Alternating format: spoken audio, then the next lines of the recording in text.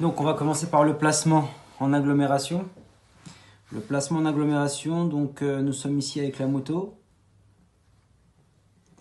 et nous remontons la rue. Donc c'est très simple, on va, donc ici en face les véhicules arrivent en contresens.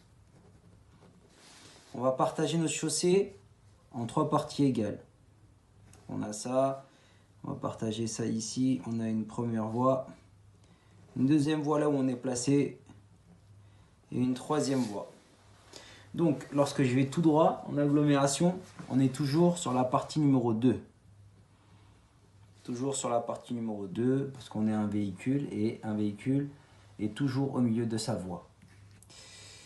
Si maintenant on va avoir un placement spécifique par rapport à une direction donnée, soit à droite, soit à gauche, un exemple, on remonte la rue, on va à droite, on va aller chercher le placement légèrement à droite.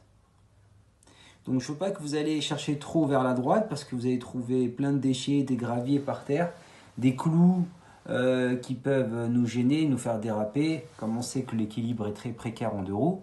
Donc on va éviter de venir chercher le plus à droite. On va juste venir contrôler rétro angle mort, puis après faire le clignotant pour venir se placer légèrement. Voilà, allez, pas légèrement, mais on va se placer à droite, chercher les pointillés qui sont ici, pour montrer que notre placement est correct et que les gens ils comprennent bien qu'on va tourner à la prochaine intersection à droite. Si maintenant on doit aller à gauche, bah, c'est dans le même principe. Je contrôle rétro, puis angle mort. Et je clignote et je me place légèrement sur cette partie-là. Et je ne vais pas venir trop chercher. Donc ici, je ne vais pas vous voir ici sur cette partie qui est là où il y a les chiffres 1. Il ne faut pas venir là où il y a le 1. Parce que ça peut être problématique. On peut avoir un véhicule qui vient en contresens, qui peut nous frôler. Ou un gros véhicule, un gros gabarit, un camion qui peut venir nous passer juste à côté. Ça devient très très très dangereux. Donc on se place toujours au milieu, là où il y a le chiffre 2, quand on va tout droit. Si maintenant on doit aller à droite, on va aller chercher les pointillés qui délimitent la zone 2 avec la zone 3. Et si on va à gauche, on va chercher les pointillés qui délimitent la zone 1 et la zone 2. Donc on va chercher ici et se placer. Un exemple, si on doit aller à gauche, on va venir se mettre ici et attendre. Donc s'il y a un feu, un exemple, j'attends ici et je suis placé légèrement à gauche avec un clignotant gauche. Et si je vais à droite, je me place ici légèrement, voilà, légèrement ici, pour aller vers la droite. Maintenant, si j'ai un feu devant moi et le feu est rouge, donc je m'arrête bien entendu au milieu de ma voie. Par contre, si j'ai un gros gabarit devant moi, un gros camion qui est arrêté au feu rouge et que moi je vais venir m'arrêter derrière ce camion. Déjà d'une, je laisse une bonne distance sécurité avec ce camion, je ne le colle pas, j'augmente ma distance sécurité. Et de deux, je vais aller chercher son rétroviseur, soit le rétroviseur de droite, soit le rétroviseur de gauche. De manière à que s'il enclenche une marche arrière, un exemple, il y a une dame qui est ici et qui veut traverser avec sa poussette et que cette dame ne peut pas y aller, le camion il va faire une petite marche arrière. Si maintenant vous êtes juste derrière lui, il va vous écraser, il va même pas s'en rendre compte. Il vous écrase, il va pas s'en rendre compte, il va repartir comme si de rien n'était. Et voilà, pour éviter ça, on va venir avoir une bonne distance, on va s'arrêter avec une bonne distance sécurité et on va se mettre dans son rétroviseur. Là, en l'occurrence ici, moi personnellement, je choisirais le rétroviseur de droite. Donc celui-ci, je me mettrai légèrement ici, un exemple, légèrement ici, pour qu'il puisse me voir dans son rétro.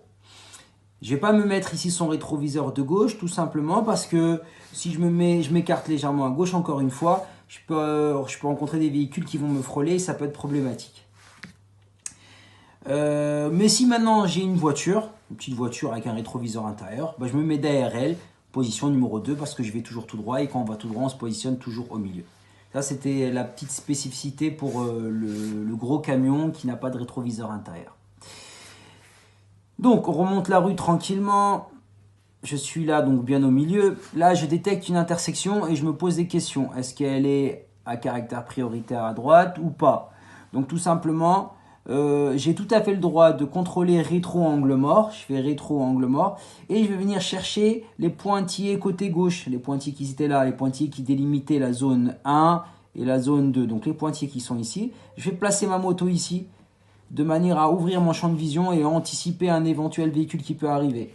Donc sans clignoter, je contrôle rétro angle mort, je me place ici et je roule ici. Comme ça, j'ai une meilleure visibilité, je regarde, il n'y a personne. Donc je dégage l'intersection et je me replace au milieu pour dégager, pour partir tout droit. Donc voilà, ça c'est une petite particularité pour les intersections, histoire de montrer que voilà, j'anticipe tout type d'intersection. Priorité à droite ou pas priorité à droite, j'ouvre mon champ de vision, histoire d'augmenter, de mieux anticiper. Ça c'est pour le placement en agglomération.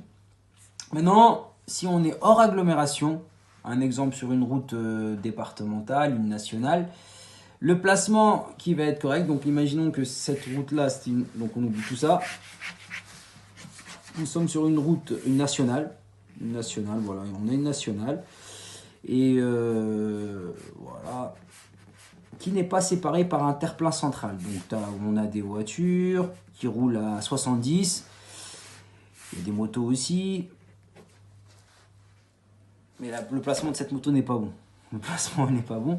Parce que tout simplement sur une route en nationale, donc comme la vitesse est élevée, on va vous demander d'aller chercher la partie de droite. Un exemple, je suis là avec ma moto,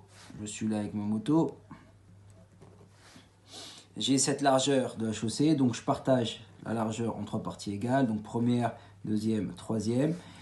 Donc